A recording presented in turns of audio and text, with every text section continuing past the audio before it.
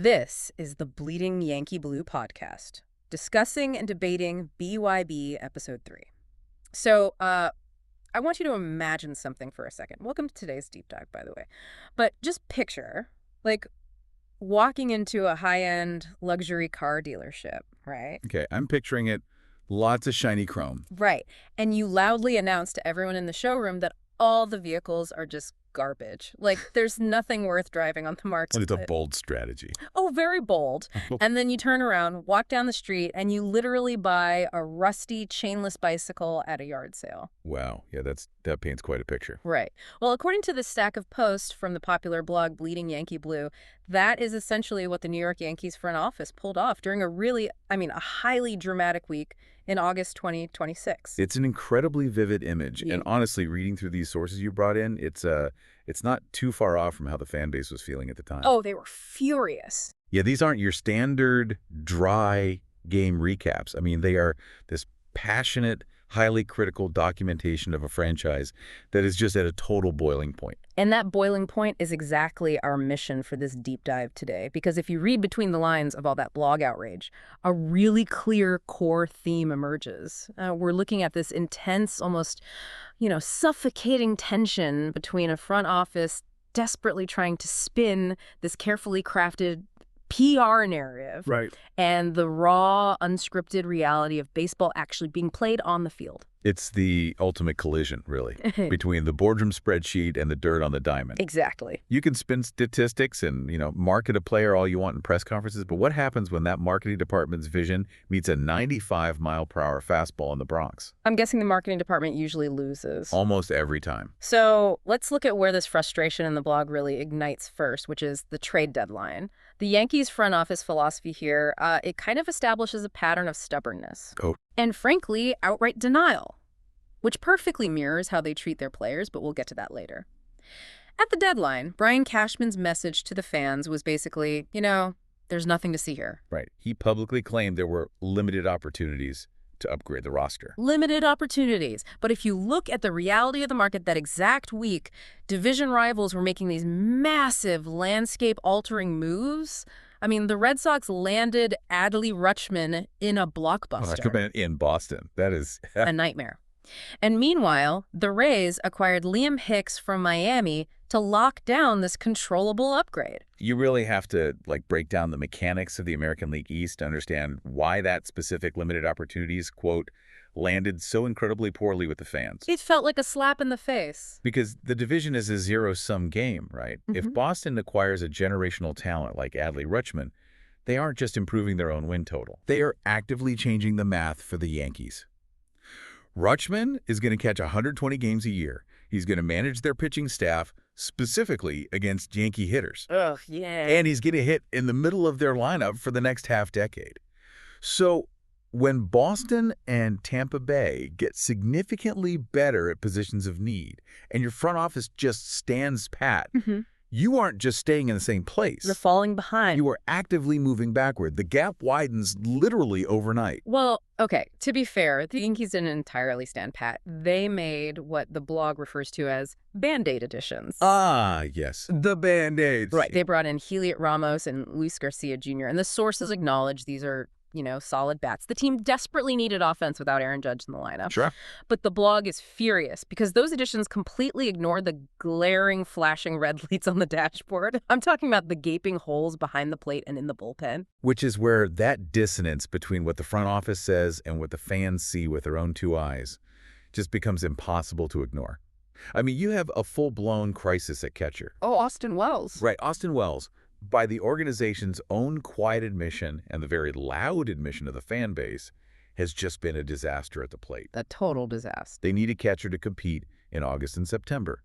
The market is clearly moving, as we just saw with Rutschman and Hicks, and the ultimate solution they arrive at. It's so bad. They signed veteran Mitch Garver to a minor league contract. A minor league contract. And let's just look at the numbers on Garver at that exact moment.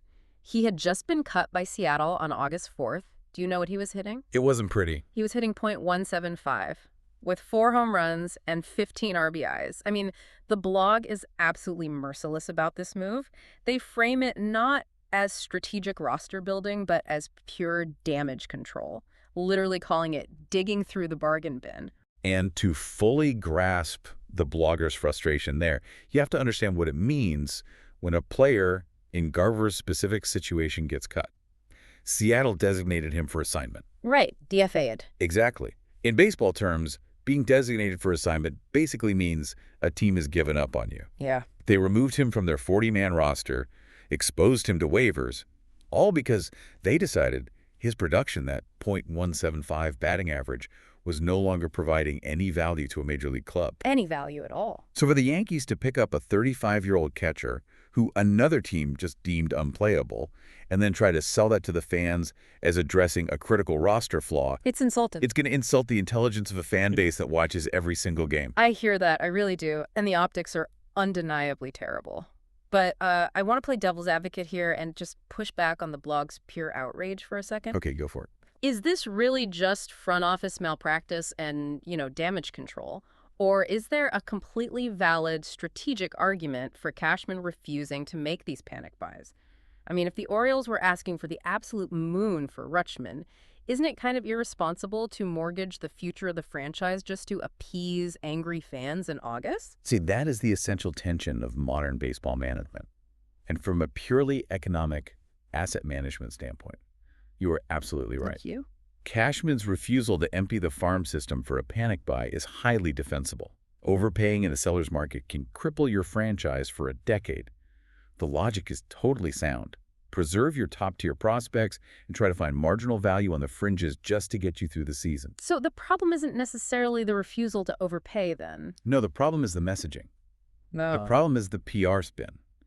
When you look your fan base in the eye and claim there were limited opportunities, but your direct rivals find a way to manifest those exact opportunities, Your credibility is gone. it shatters. You can't claim the market is completely dry and then scramble 3 days later to sign a designated for assignment catcher hitting .175.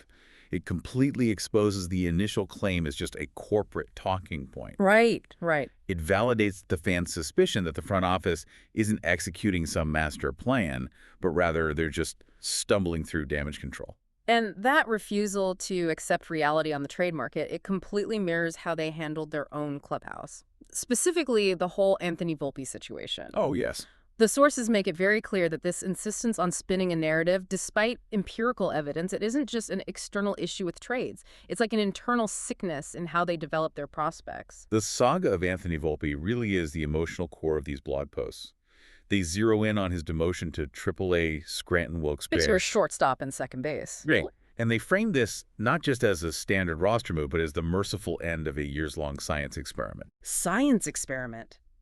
That phrasing is so brutal.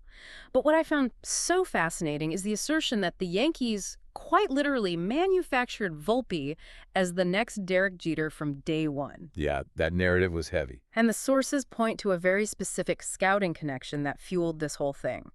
Volpe's high school summer coach, a guy named Matt Hyde, was also a Yankee scout. Yeah.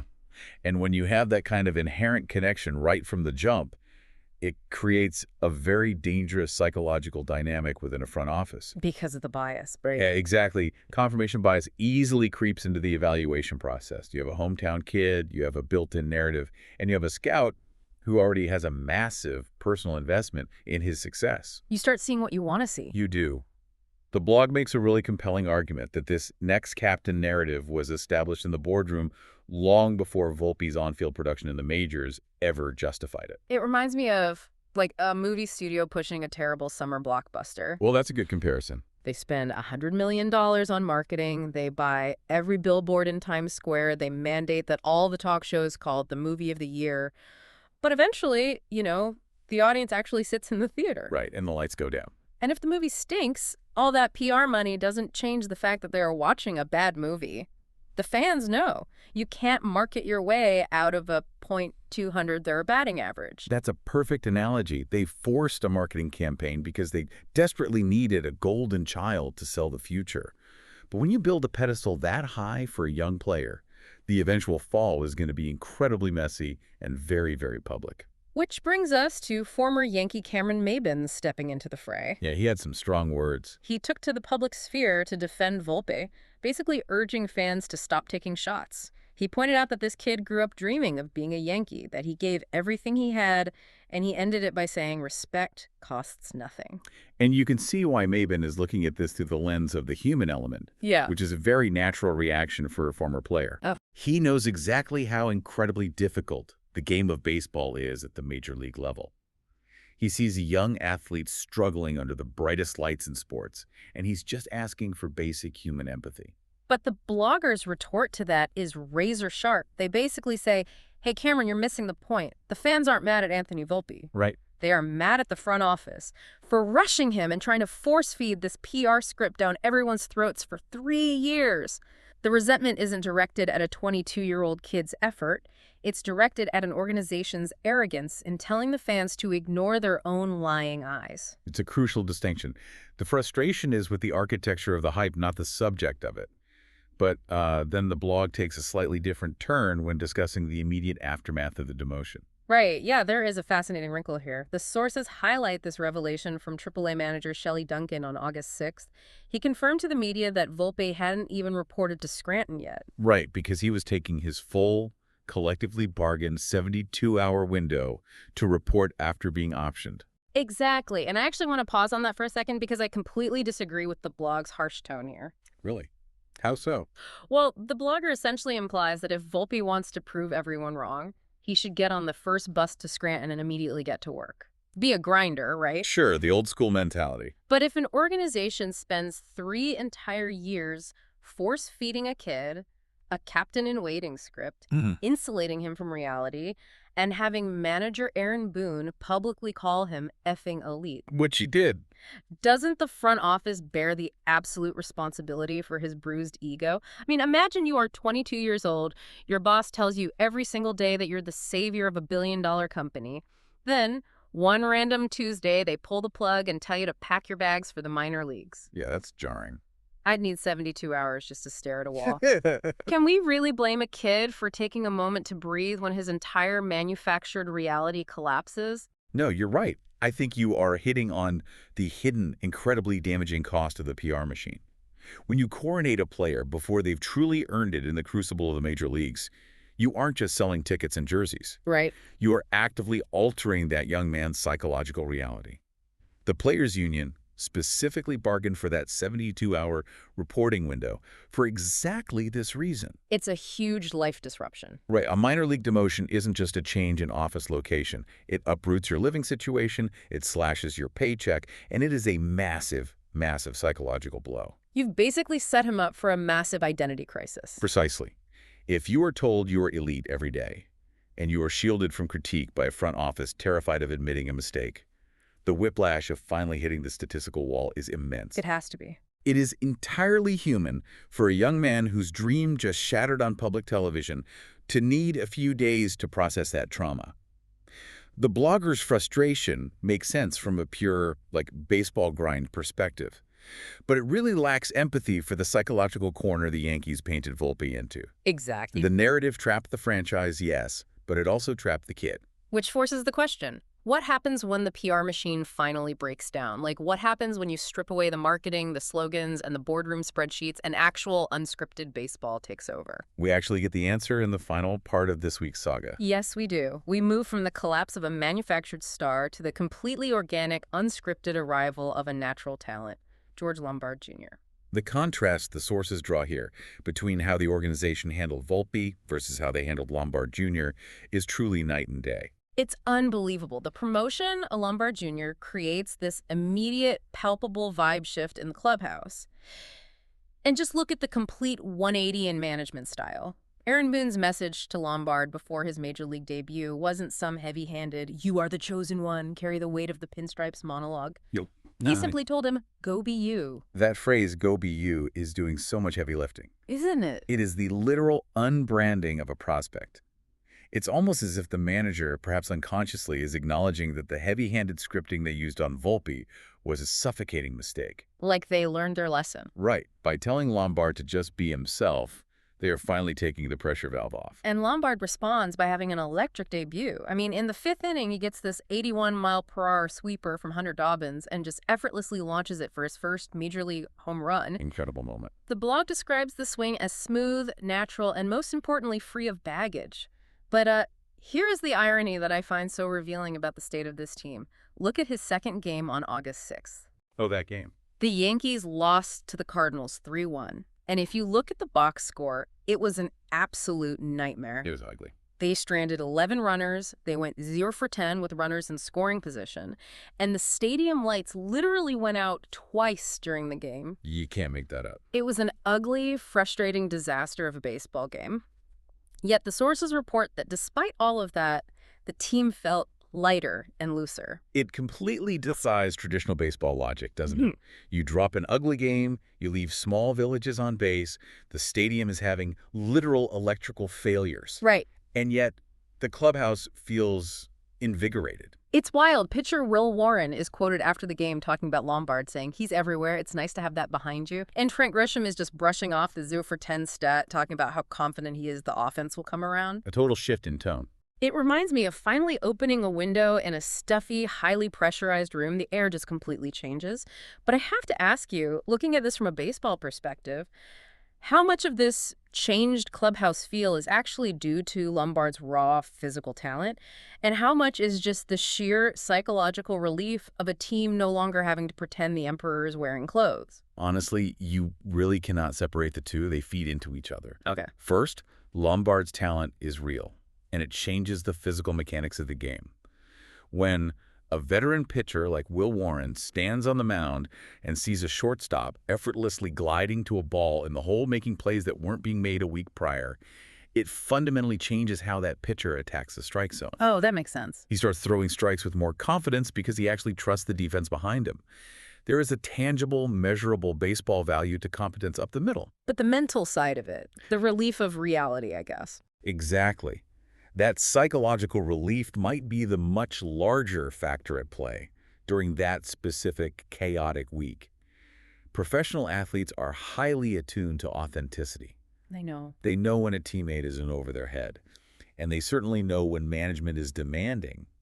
They ignore those struggles just to protect a PR investment. Right, to protect the brand. That dynamic forces everyone in the clubhouse to walk on eggshells, to speak in tired cliches to the media, to essentially participate in a shared delusion. It has to be exhausting. It's incredibly draining. So when that pressure is finally removed, when the front office effectively waves the white flag on the experiment and sends the struggling player down, the cognitive dissonance just evaporates. The air clears. Even in a 3-1 loss where the lights literally fail, Right. the players are just relieved to simply be playing baseball again rather than acting as extras in a front office marketing campaign. The truth will set you free, even if you go 0 for 10 with runners in scoring position. Competence breeds confidence on the field, but authenticity breeds cohesion in the clubhouse. Wow, that is a great way to put it. So if we pull back and synthesize this whole deep dive, this specific stack of sources from Bleeding Yankee Blue, covering one highly dramatic week in August 2026, it perfectly captures a franchise caught in a modern sports identity crisis. It truly is the defining conflict of the current era of sports management across all leagues, really.